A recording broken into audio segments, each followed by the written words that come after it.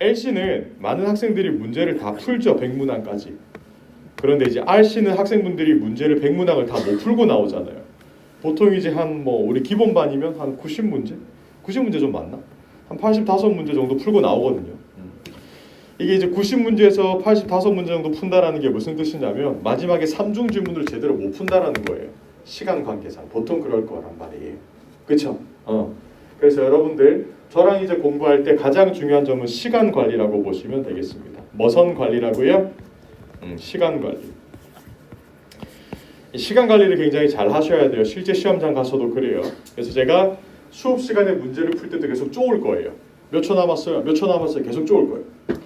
그래서 파트 5, 6는 한 문제당 30초 내로 문제를 해결한다 하고 받아들이시고요. 총 20분 동안 쓰면 돼요. 몇 분 동안 쓴다고요? 20분. 파트 7 같은 경우는 55분을 다 넣어줘야 돼요. 이 정도의 시간이 있어야지 여러분들이 파트 7 시간에 배웠던 기술들을 쓸 수가 있다 이 말이에요. 시간이 없으면 기술을 못 씁니다. 파트 7 지문을 못 보는데 어떻게 기술을 씁니까? 그래서 파트 5, 6는 시간 단축이 목표고 파트 7은 정확한 독해가 목표다라고 보시면 되겠습니다. 여기까지 괜찮나요? 좋았어. 자, 그리고 뒤로 넘어가서 제가 이제 파트 5, 6를 담당하면서 제 파트를 저는 굉장히 좋아하는데 왜 그러냐면 이 영향력이 엄청나잖아요. 영향력이. 여러분들 아시겠지만 토익 시험지를 펼치는 순간 싹 다 영어잖아요. 그렇죠? 여러분 혹시 카톡 하다가 누가 뭐 얘기하면 잘 들려요? 안 들려요? 안 들리거든. 보통 내가 막 카톡하는데 친구가 뭐라 해요. 그럼 이렇게 하면 대충 대답하잖아요. 그렇죠? LC가 딱 그래요. 파트 5가 안 된 상태에서 LC를 풀잖아요. 그러면 문제를 들어야 되는데 문제 보기를 읽고 있어요. 여러분 그 질문이랑 보기 4개 있잖아요. 그 읽는데 나 혼자 못 들어요. 그러면. 그래서 이게 빨리 눈으로 보고 문법적으로 해석을 다 할 수 있어야 되거든요. 사실. 이게 5가 끼치는 영향력이 가장 크다라고 보시면 되거든요. 보통. 파트 5를 공부할 때는 문장 한 개를 완성시킨다라는 마음으로 공부하면 되고 제가 여러분들을 위해서 5일차, 11차, 15일차 팍팍팍팍 파트 6 지문을 드릴 거예요. 교재에는 없어요. 제가 별도로 드리는 거니까. 그래서 파트 5가 조금씩 완성되어 간다라는 가정하에 파트 6를 이제 드릴 거니까 파트 5부터 먼저 수업 시간에 야무지게 공부하기로 해요. 아시겠죠? 자, 그리고 여러분들 뒤로 넘어가면 파트 5 문제가 여기에 나와 있습니다. 그렇죠? 파트 5 문제가 나와 있어. 우리 여러분 기본반이니까 이 정도 문제는 풀 수 있겠죠? 한번 풀어보세요. 맞춰보시고 파이팅 푸세요.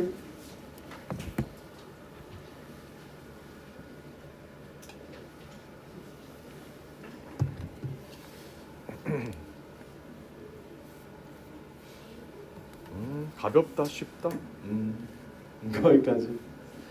여러분들이 이제 보통 이제 기본반 정도 되면 이제 토익을 조금 아시기 때문에 이 정도 문제는 풀 수 있거든요. 근데 중요한 거는 맞추느냐 못 맞추느냐도 중요하지만 어떻게 풀었느냐가 더 중요하겠죠. 풀이 과정. 항상 보기를 먼저 체크하는 거 잊으시면 안 돼요. 뭐부터 체크해요? 보기. 첫 번째는 보기 체크하세요. 이쪽은 비슷하게 생긴 아이들이고 이쪽은 다르게 생긴 아이들이죠. 얘들은 다르게 생겼어. 뜻으로 푸는 거예요. 의미, 뜻, 해석으로 푸는 거죠. 이쪽은 전부 다 비슷하게 생겼으니까 품사로 푸는 거죠. 그러면 문법 문제니까 동사 찾기. 한쪽은 제가 뜻으로 푼다라고 했고 한쪽은 동사로 푼다라고 말씀을 드렸어요. 이 말인즉슨 내가 풀 수 없는 문제를 빨리 알아내는 것도 능력이에요. 기본반이죠. 솔직히 다들 토익 만점 받으면 좋겠지만 한 번에 만점이 필요할까라는 생각도 해보시고 목표 점수대를 현실적으로 잡아야 돼. 만점이 필요한 게 아니라면 모든 100문제를 다 안 맞춰도 되거든요. 그 말인즉슨 내가 딱 보고 이 문제는 내가 못 푼다. 이건 시간 낭비다. 버리고 바로 다음으로 넘어가는 방법도 있어요. 사실. 문제를 풀 때 풀 수 있느냐 없느냐를 빨리 결정할 수 있는 것도 여러분들 능력 중에 하나거든요. 딱 봤을 때 내가 이 문장 해석으로 풀어야 되는데 이 문장 해석이 안 된다.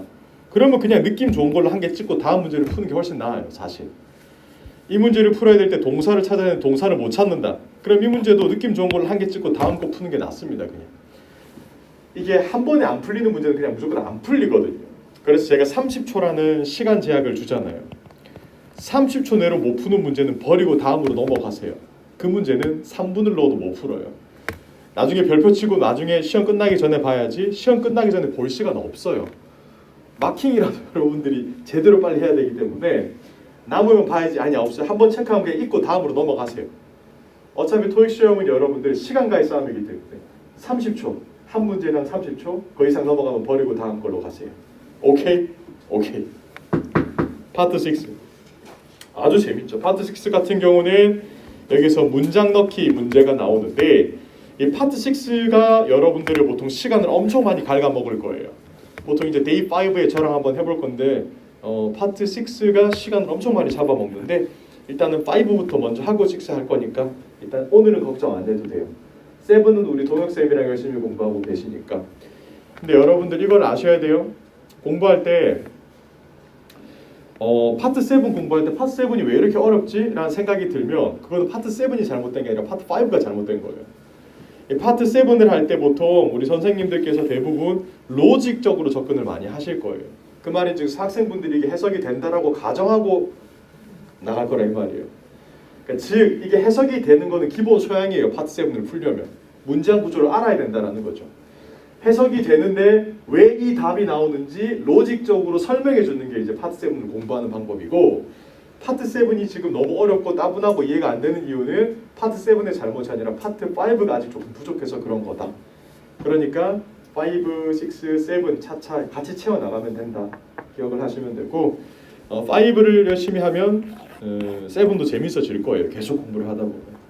일단은 5, 6부터 저랑 잡는다라고 치고, 여러분 이 기본반 커리큘럼인데 뭐 그냥 다 나오시면 돼요. 다 나오면 이 모든 걸 다 배워갈 수 있다. 그렇죠? 다 나오시면 돼요. 자, 그럼 시작을 한번 해볼까요? 주어 동사부터. 아우 재밌어. 주어랑 동사는 문장에 반드시 존재한다. 제가 물어볼게요. 파트 5는 몇 문장 속에 있다라고 했어요. 문제가 한 문장. 이 말인즉슨 파트 5를 여러분들이 푸시려면 주어 동사는 구별해낼 수 있어야 된다는 거죠. 한 문장 속에 있는 게 파트 5의 역할이니까. 그 말인즉슨 파트 5 문제에서 주어랑 동사 중에 한 개가 없다. 그럼 그거를 채워 넣는 게 문제로 나오겠죠. 그리고 문장에 하나씩은 있다라는 말은 한 개 이상이 될 수도 있다. 접속사라고 적으시고, 접속사가 붙는 순간 플러스 1, 최대치의 플러스 1이 돼요. 접속사가 있으면 한 개 있으면 동사 2개 될 수 있고, 접속사가 2개 있으면 동사가 3개가 될 수 있어요. 플러스 1. 자, 그리고 주어 같은 경우는 문장에서 주체가 되는 주인공 S라고 부를게요. subject S. 동사 같은 경우는 그 주인공이 하는 동작과 상태라고 보시면 돼요. 영어로는 verb, be, 세련되게 SV 2개 잡으면 돼요. SV가 있어야지 문장이 되는 거예요. 예문이를 봐요. B가 뭐예요? things. S는 주어, 전, 문장 완성. 예문 2를 봐요. 동사 있어요? 없어요? 없으니까 문장 탈락이다라는 겁니다. 그리고 여기에 만약에 빈칸이 있었다면 동사를 골라내는 사람이 이 문제를 맞췄겠죠. 이렇게 푸는 게 파트 5예요. 오른쪽 요약 2를 보세요. 주어는 이상하고 길고 짧고 특별하고 정말 이상하게 생긴 놈들이 많다. 그러니까 주어 찾기는 포기하되 동사부터 찾자. 항상 뭐부터 찾자고요? 저랑 공부하시는 분들은 이게 기본이에요. 동사 찾고 앞은 주어. 이렇게 500번 연습해야 돼요. 왜? 주어 찾고 동사 찾으려면 거의 불가능해요. 거의 불가능에 가까워요. 엄청 어려워요. 예를 들어 예문 3를 보세요. 보통 이 정도 문장 길이가 파트 5 한 문장에 나오는 길이잖아요. 여기서 주어를 찾으려고 하면 보통 앞에서부터 보게 되거든. 아니야. 동사를 먼저 찾아야 돼. 문장 전체를 다 뒤져가지고 동사를 찾아요. things가 동사거든요. 자, 그럼 동사 앞은 다 뭐예요? 주어예요. 좋던 싫던 주어. 이렇게 한 문장 구조가 나오죠. 그래서 항상 동사부터 먼저 찾고 푸는 습관을 들여야 된다라는 점. 그리고 우리가 기본반이잖아요. 이게 우리가 데이 1이라면 제가 이 정도로 만족하겠지만 제가 데이 5 정도만 돼도 이걸로 만족을 절대 못해요. excited라고 시작을 했으니까 분사 구문이란 건 아셔야 되고, 감정 동사기 때문에 과거 분사로 쓰였다는 걸 아셔야 되고요. about이 전 명구 관사 앞에 전치사가 나왔고 뒤에는 명사가 나왔다라는 거 아셔야 되고 후부터 해까지가 앞에 있는 조언을 꾸미는 관계사절이다라는 걸 아셔야 되고 어가 관사가 나왔고 해시 명사로 나왔다라는 거 아셔야 되고 여기 또 어성이 목적어 자리에 튀어나왔다라는 거 아셔야 되겠죠. 그러니까 차근차근 얼마나 잘게 쪼갤 수 있느냐가 여러분들의 문법 지식을 나타내 주는 거겠죠. 재밌는 게 있어요. 파트 5 문장은 원래 이렇게 완벽한 문장인데 그 출제자가 어떤 식으로 문제를 내고 싶냐에 따라서 달라지는 거예요. 제가 착한 출제자예요. 오늘 학생들 점수를 올려볼까 하면서 이 자리를 배우겠죠. 다음 중 넣어야 되는 관사나 이런 거 물어보는 거예요.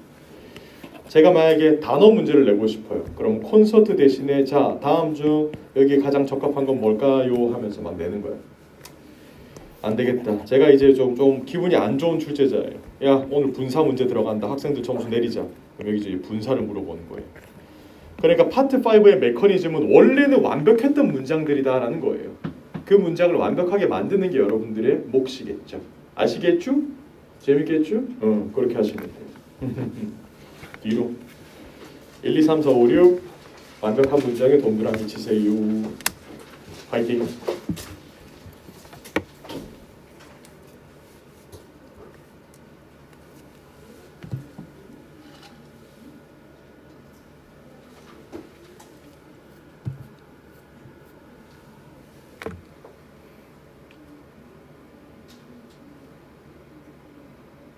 다 했어요. 좋습니다. 우리 기본반 빠르네. 해석도 다 해보세요.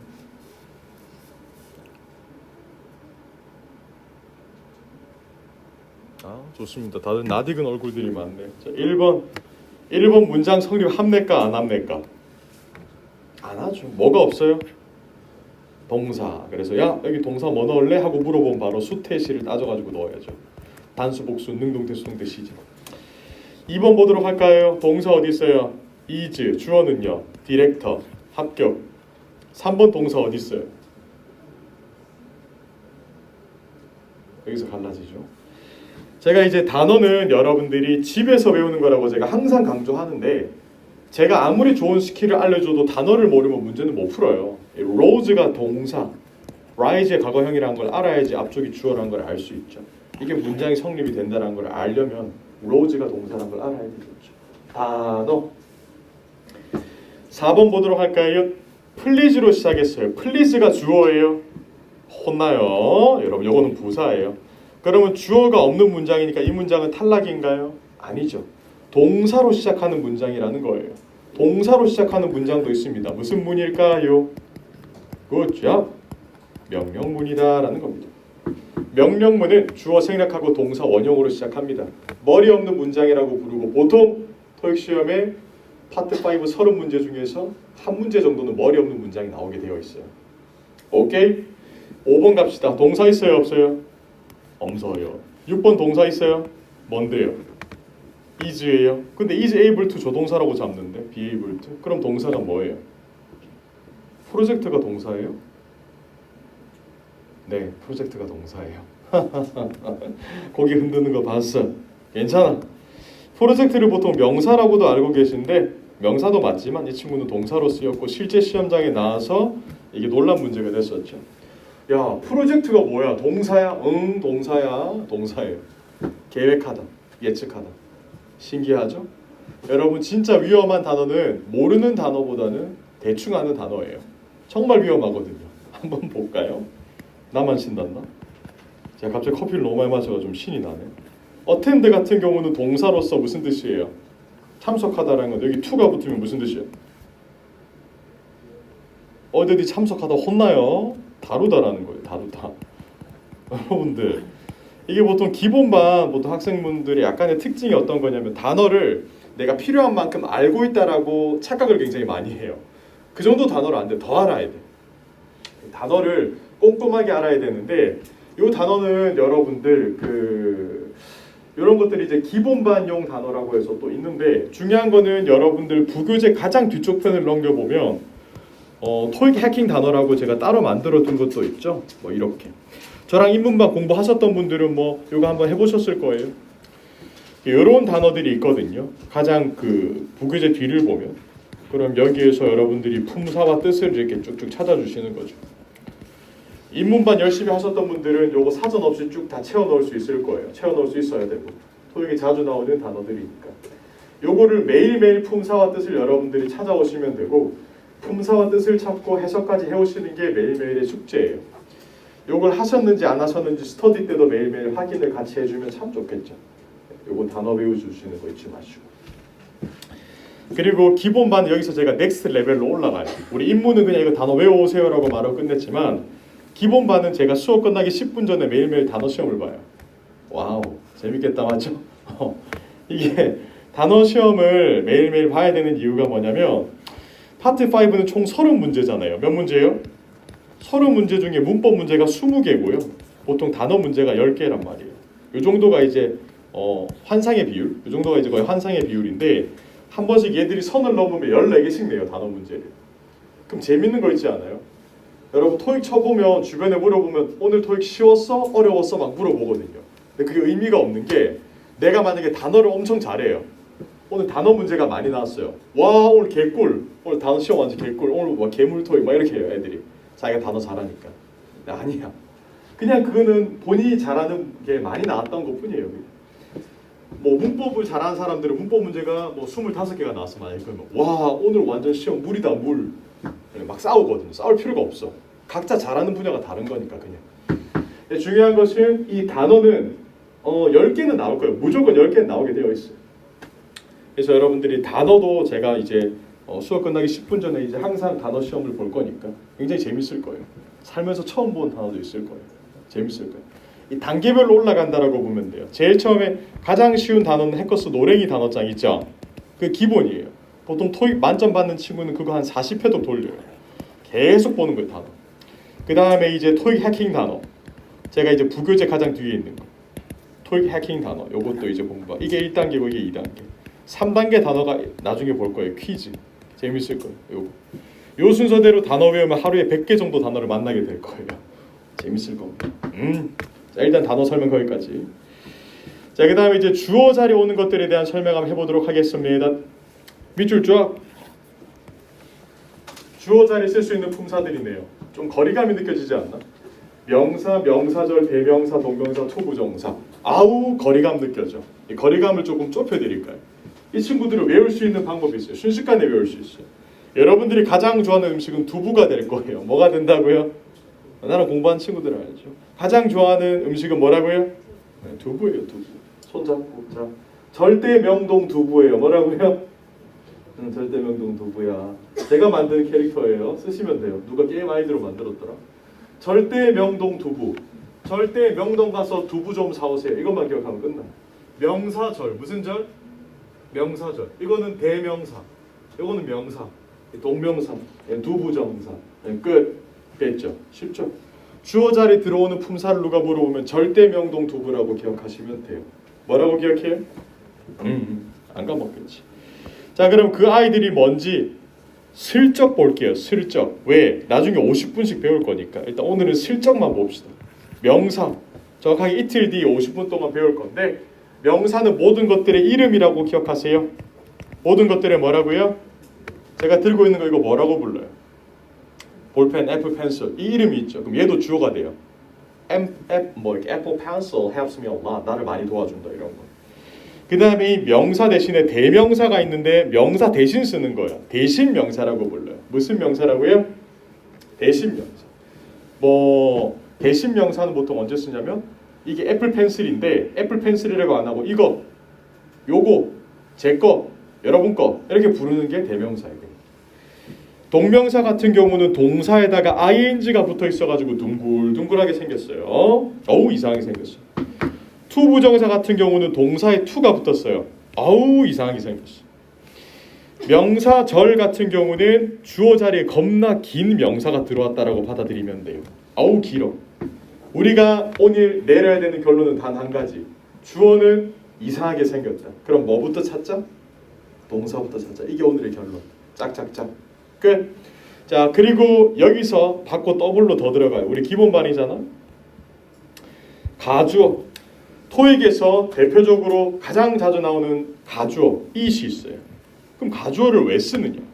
주어가 기니까. 엄청 기니까 이 주어가 긴 거를 싫어한단 말이에요. 외국 사람들은. 자기들이 이제 소두형이잖아요. 머리가 좀 작잖아요. 걔들은. 그런 애들 보니까 주어가 긴 걸 싫어해요. 그래서 가짜 주어를 끼운다라는 거예요. 가짜 주어를 보통 언제 쓰느냐면 요거 두 개. 투부정사랑 명사절이 주어 자리에 올 때 가짜 주어를 대신해서 써요. 왜? 길거든요. 보기 싫어하는 거예요. 이 말을 뒤집으세요. 주어 자리에 토익에서 it이 있으면 뒤로 눈을 돌려서 진짜 주어를 찾으세요. 투부정사랑 대절일 거예요. 웬만하면. 명사절 안 그러면 투부정사. 두 개 중에 하나.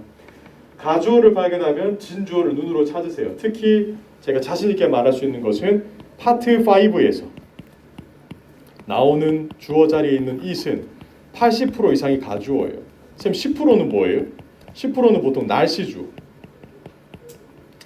10%는 날씨주어인데 날씨주어는 잘 안 쓰니까 보통 가주어인 경우가 80% 이상이라고 보면 됩니다. 이게 근데 선생님 파트 6나 파트 7에 it이 주어 자리에 오면 가주어인가요? 그거는 장담 못해요. 왜? it이 나오면요. 주어 자리 뭔가 앞에 나왔던 문장에서 무언가를 가리킬 수 있을 때는 it이 진짜 주어로 그냥 쓰기도 해요. 근데 파트 5 같은 경우는 앞에 문장이라는 게 없잖아요. 한 문장에서 나오는 거니까. 결론은 가주어가 80% 이상이에요. 이 기억합시다. 대어 같은 경우는 유도부사라고 불러요. 그래서 대어가 나오면 보통은 there is, there are 둘 중에 한 개가 나오죠. there is 다음에는 단수, there are 다음에는 복수 명사 나오는 거. 이거는 말해 뭐해. 여기서 there가 주어가 아니라 도치됐다라고 보면 되겠죠. 뒤에 주어가 있으니까 is 단수, 뒤에 주어 복수 주어가 있으니까 are 복수 왔다라는 거겠죠. easy. 자, 그러면 뒤로 넘겨서 제가 풀러가는 문제를 한번 풀어보도록 할까요? 1번, 2번, 3번 웃으면서 즐겁게 미소 잃지 말고 풀어보세요.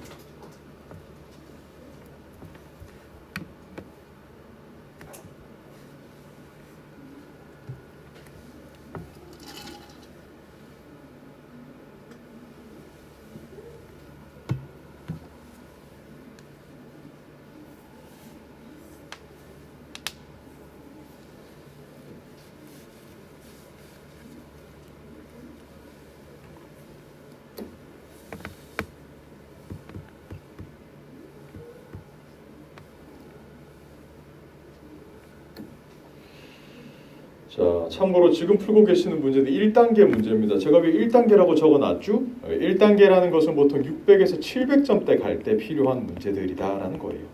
1단계 문제를 다 맞춘다고 700 이상 나온다? 아닙니다. 아니에요. 700점대 정도? 자, 1번 보세요.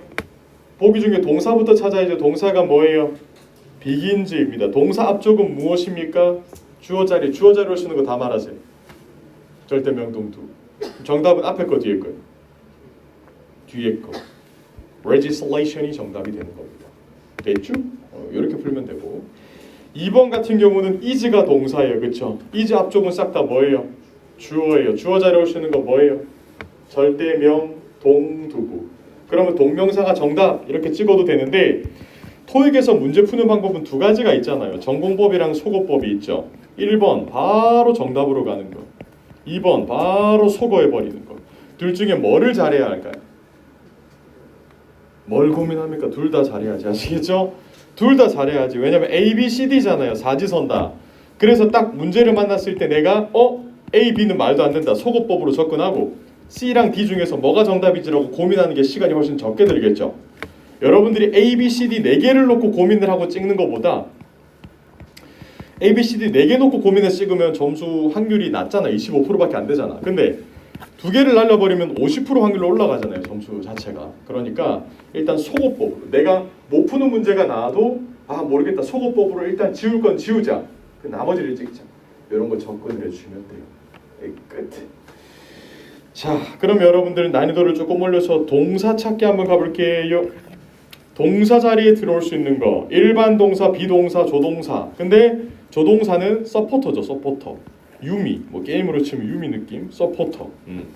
얘는 1인분을 못해요. 얘는 동사들을 도와줘야 돼. 일반 동사는 지금 여러분들이 하고 있는 모든 동작들. 필기하고 있어요? 공부하고 있어요? 숨 쉬고 있어요? 일반 동사. 비동사는 뭐예요? 딱 두 가지예요. 상태, 위치. 비동사는 언제 쓰냐면 상태나 위치를 나타낼 때 쓰게 되어 있습니다. 뭐랑 뭐를 나타낸다? 상태, 위치. 예를 들면 나는 학생이다. 영어로 어떻게 해요? 해야 수업을 해야 되나? 자, 나는 학생이다. 영어로 어떻게 해요? I am a... 너 어디 있어? 영어로 어떻게 해요? Where are you? 보세요. 비동사 쓰잖아. 비동사의 상태나 위치. 이걸 뒤집어. 상태나 위치를 나타낼 때가 아니면 나머지는 싹 다 일반 동사. 그럼 단순한 거예요. 세상의 동사가 비동사가 많겠어요? 일반 동사가 많겠어요? 일반 동사 훨씬 많지. 비동사 이게 끝인데. 이게 끝이에요. 비동사는. 근데 나머지는 싹 다 일반 동사다라는 거겠죠. 쌤 조동사는 뭐예요? 꿀이지 뭐. 동사 원형만 뒤에 쓰면 돼요. 조동사 뒤에 뭐 쓴다고요? 동사 원형만 쓰면 돼. 동사 원형. 이 말을 뒤집을게요. 여러분 시험자가 조동사 발견했어. 동사 원형 썼어요. 그럼 이 덩어리 앞에는 뭐가 나와야 돼요? 주어 자리에 올 수 있는 건 뭐예요? 절대명동도. 그래 풀면 되지. 좋다. 뒤로 넘겨서. 이제 슬슬 몸 풀렸죠 여러분들? 자 1번, 2번, 3번 웃으면서 푸세요. 재밌다 재밌어. 1번, 2번, 3번 틀리면 안 돼. 맞춰야 해.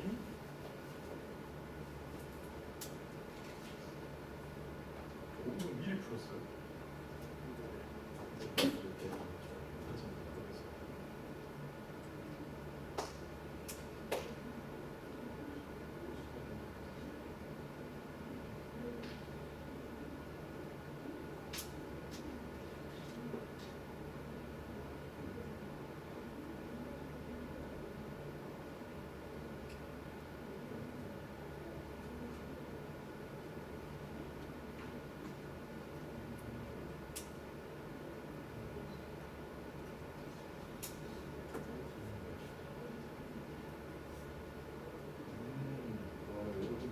알게 되었어요.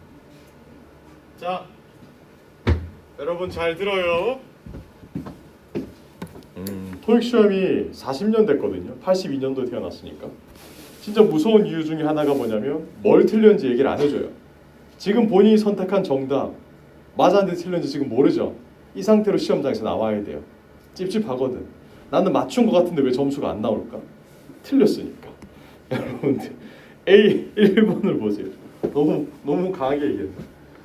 1번 같은 경우 보통 본능적으로 주어 자리, 동명사 이거 해서 다 틀리거든요.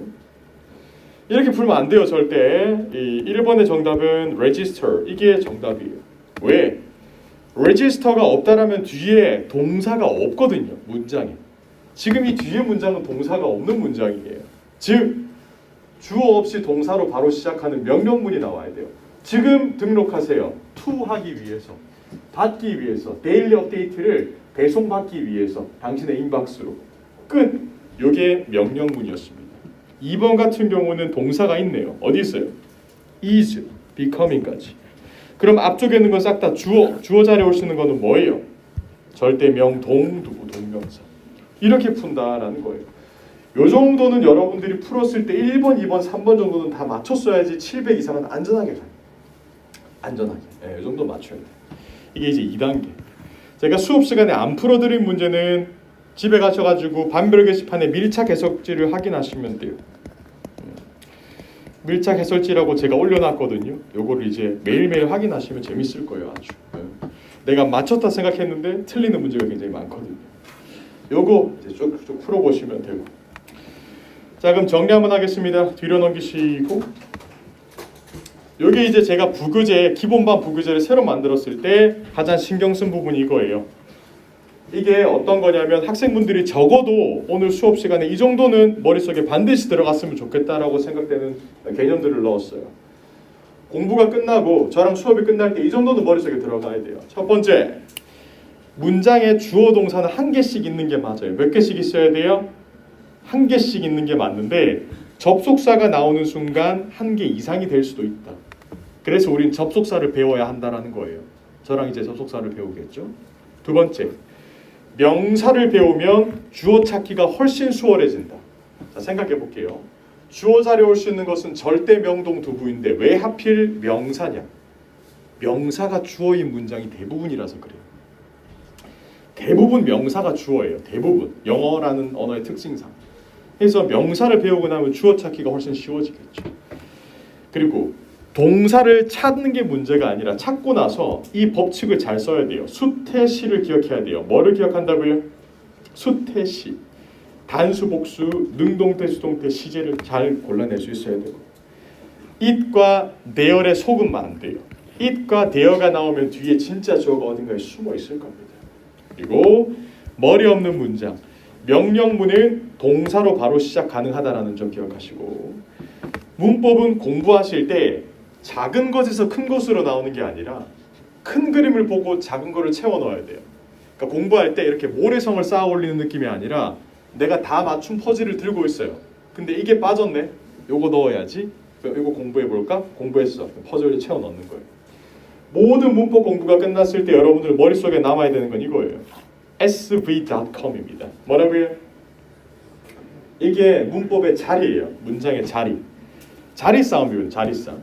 B 같은 경우는 여러분들 동사예요. 맞죠? S는 뭔데요? 주어예요. C는요? 도어, 컴플리먼트. O는요? 목적어, object. M은요? 수식어, modifier. 그래서 우리가 문법 수업을 듣는 이유는 이 각자 자리에 채워 넣을 수 있는 놈들을 배운다라는 겁니다. 그렇죠? 그럼 오늘 배웠던 거 한번 꺼내볼까요?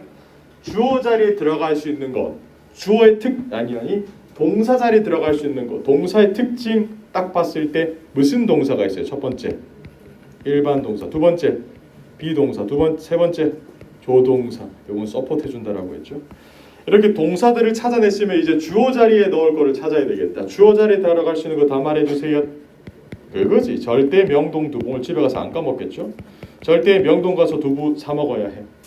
자, 그럼 앞으로의 여러분들이 학원에 오는 이유는 그냥 등록을 해서 오는 게 아니라, 물론 등록도 해야 되지만 그냥 등록을 해서 오는 게 아니라 오늘은 내가 이 절대 명동 두부라는 큰 그림 중에서 명사를 배우러 학원에 오는구나. 내가 오늘은 이 대명사라는 걸 채우기 위해서 오는구나. 동명사를 오는구나. 명사절 오는구나. 투부정사 오는구나. 이렇게 하나하나 퍼즐 조각을 맞추러 온다라고 보시면 되겠죠. 그럼 여기서 조금 더 큰 그림으로 가요. 이 절대 명동 두부라는 아이는 일반 동사 뒤쪽으로 오는 순간 뭐가 돼요? 목적. 이건 내일 배울 건데 살짝 스포일러.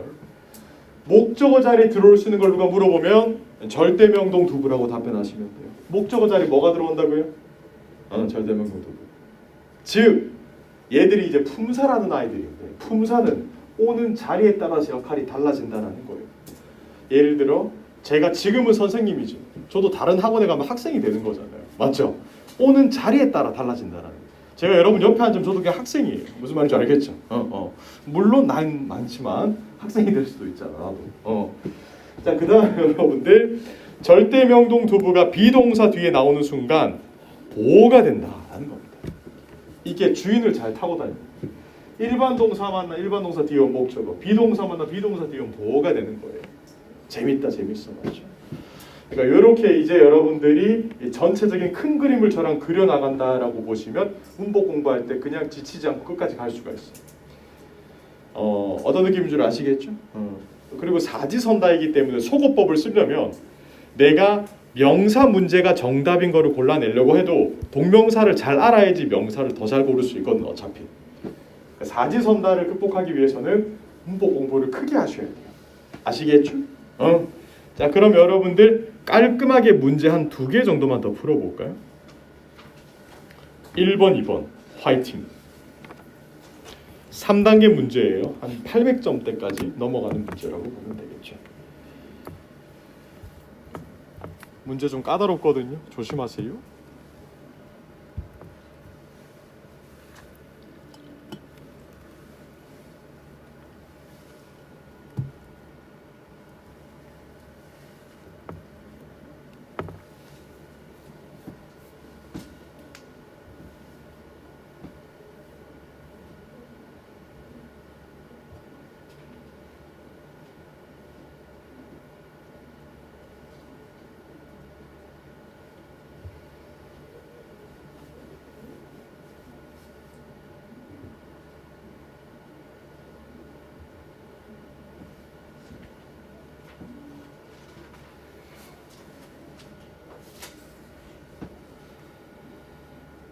됐죠?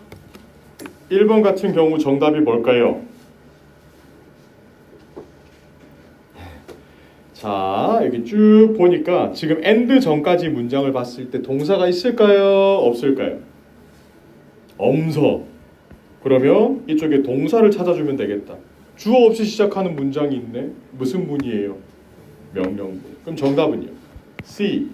이렇게 푸는 사람이 있는 반면에 아니면 그냥 선생님 이거 and 나오고 병치된 거 아니에요? 맞죠? 병치 맞습니다. 앞뒤 데칼코마니로 찍어냈죠. ask가 동사니까 앞쪽도 response. 이렇게 푸는 사람도 있어요. respond. 이렇게. 2번 같은 경우는 조금 까다로운 이유. 여러분 토익 문제가 이렇게 조금 킹받게 만들어졌는데 왜 그러냐면 품사적으로 여기서 정답이 될 수 있는 게 꽤 많아요. A는 일단 탈락이죠. 맞죠? A는 동사니까. 탈락이에요. 여기 increased가 이제 동사니까 앞쪽은 이제 주어 자리인데 절대 명동 두부라고 따지면 B, C, D 다 답이 돼. 이게 토익 문제가 어려워지는 이유예요. 왜? 품사적으로는 다 답이 돼요. attendee, attendant 전부 다 명사고 attendance 다 명사잖아요. 그렇죠? 그럼 이때 어떻게 푸느냐? 이때는 해석으로 들어가야 돼. 하지만 문맥상 가장 적합한 걸 골라낼 때 많이 어렵지 않아요. attendee, attendant 둘 다 참석자라는 거예요. 근데 attendance 참석률. 자, 그럼 생각해 볼 거예요. 30% 줄었다라고 말할 때 참석자 한 명이 30% 줄었다 말이 이상하죠.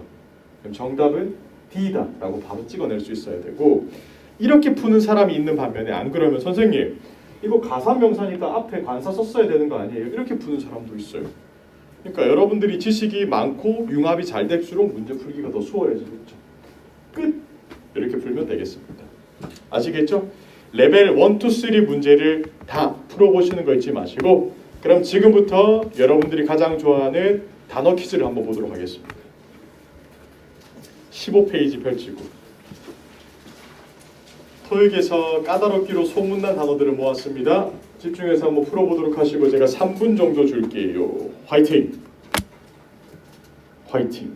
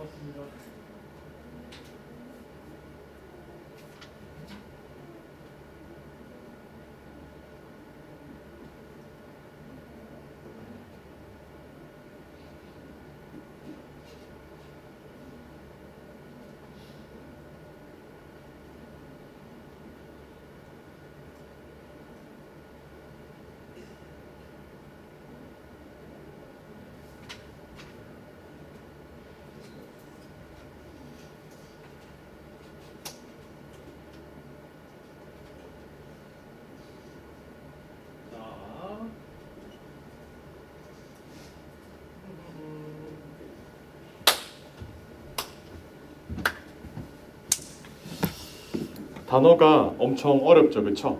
그리고 문법 문제 같은 경우는 여러분들 뭔가 힌트를 막 이렇게 찾아낼 수가 있거든요. 단어 문제 같은 경우는 모르면 얄짤없이 바로 틀리는 거예요, 그냥. 이게 실제 시험장 가도 그래요. 이 단어 문제가 안 풀리는 이유는 두 가지가 있어요. 첫 번째, 곰곰이 생각해봐요. 내가 이 문장을 해석해냈느냐.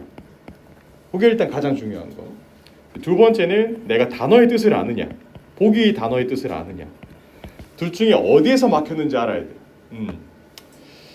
뭐 둘 다 그런 경우도 있겠지만 일단 문장 해석 자체가 안 되는 경우가 굉장히 많을 거란 말이에요. 이거 한 문장 해석이 안 되면 파트 7도 해석이 진짜 어렵잖아요, 맞죠? 그럼 이게 해석이 먼저 돼야 돼요. 제가 해석을 해볼게요. Applicants가 지원자예요. 지원자들은 are not required to 뭐뭐 하도록 요구받진 않아요. 가지도록. In depth, 여러분 이건 깊은 느낌이죠. 뭔가 깊은 뭔가를 가지기는 요구받지 않아요. 깊은 무언가냐? Investment banking, 투자은행에 관련한 무언가래요. though, 비록 뭐뭐일지라도 이것이 선호될지라도. 여기에서 문장은 이제 해석을 했는데 이제 문맥 전체를 보자면 지원자들이에요. 지원자, 어떤 일자리에 지원을 한 사람들이죠. 보통 이제 인터뷰 도중에 뭔가 질문이나 이런 걸 받을 때 그 관련 지식이 있으면 조금 더 선호되겠죠. 보기 중에 지식은 정답은 뭘까요? A밖에 없다라는 거예요. 제가 이렇게 답을 알려주면 보통 학생분들이 선생님 왜 B는 안 돼요? 왜 C는 안 돼요? 왜 D는 안 돼요? 라고 물어볼 수 있어요. 안 된다라는 게 아니라 가장 답이 되고 가장 말이 되는 걸 골라야 돼요. 가장 말이 되는 거. 이 단어 문제 같은 경우는 우기면 다 답이 되거든요. 다 답이 돼요, 정말. 쌤 큰 걱정 없이 할 수도 있잖아요. 있지. 하지만 뭐를 가장 많이 쓰느냐. 정답은 A. 여기서 가장 적합한 거는 지식이다라는 겁니다. 2번부터 빠르게 갈게요. Due to 뭐뭐 때문에 다른 이벤트들이 같은 시간에 벌어지기 때문에 우리는 attendance, 아까 배웠죠. 출석률. 이 출석이 낮을 것이라고 to 부정사가 목적격 보호자리 왔네요. 낮을 것이라고 예상하겠죠. 정답은 C예요. 요건 다들 많이 푸셨더라고요. 3번 가보도록 할까요? 자, 여러분 여기 스태프가 나왔고 리뷰가 나왔죠. 검토하는 거예요. 여러분들 어떤 스케줄을 검토할 때 꼼꼼히 해야 되지 않을까요? 꼼꼼히. 정답은 B예요. thoroughly. 보통 요거는 의미를 몰라가지고 다 틀리죠. thoroughly라는 표현이고. 4번 같은 경우는 accountant, 뭐 재무 담당관이고요. credit card, 회사의 법인 카드라고 보면 돼요. 그걸 사용하도록 허가받았겠죠. 정답은 D. be authorized to. 뭐뭐 하도록 허가받다. 5번 attitude라고 말을 하면 태도입니다. 태도가 필요해요. 장기간의 프로젝트를 성공적으로 끝내려면 어떤 태도? diligent. 근면성실한 태도.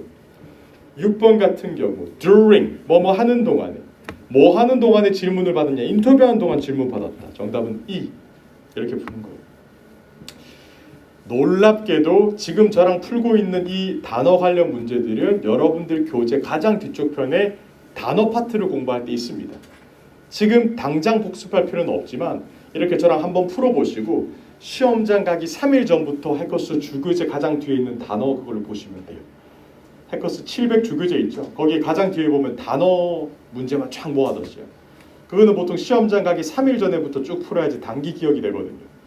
지금 저랑 이거 공부해봤자 한 달 뒤에 다 까먹습니다 어차피. 그러니까 단어는 한번 저랑 이렇게 초벌구이를 해두고 그때 나중에 다시 쭉 풀면 돼요. 양껏 푸세요. 엄청 많아요. 양껏 풀면 돼요. 계속 가요. 7번 같은 경우 bureaus라고 말을 하면 뭐 센터라고 보면 되겠죠. 그러면 위치에 있는 거니까 attraction 근처에 위치했으니까 편리하게 정답은 D가 되는 거고요. conveniently. 8번 같은 경우는 아직까지 경찰 리포트가 발표되지 않았으니까 엄격하게 좀 그 위험하다, 추상적이다, speculative, C가 정답으로 나와야 되고요. 9번 같은 경우는 데미지 받지 않았네요. 보험에 든 상품이니까 정답은 C, insured artwork. 10번 같은 경우는 optimistic, 긍정적인 economic growth, 내년의 경제 성장 예측, 정답은 forecast. 11번 갑니다. 그 city, 그 시가 가지고 있습니다. 계획을. 무슨 계획이냐 보니까 그 도심의 공원을요 활성화하는 거예요. revitalize. 정답은 C. 끝. 아우 어렵고 정신 없었을 거예요. 근데 제가 이제 해커스에서 학생분들이 기본 반사 많이 봐왔잖아요. 한 10일 정도 지나면 그때부터는 이 단어가 굉장히 익숙해지고 여러분들이 괜찮아지니까 걱정하지 말고 이 단어는 너무 걱정하지 말고 그냥 이런 단어가 있구나 정도까지만 복습을 해주시면 되고 안 외워줘도 일단 넘어가시면 돼요. 계속 또 나올 거예요. 아시겠죠? 응.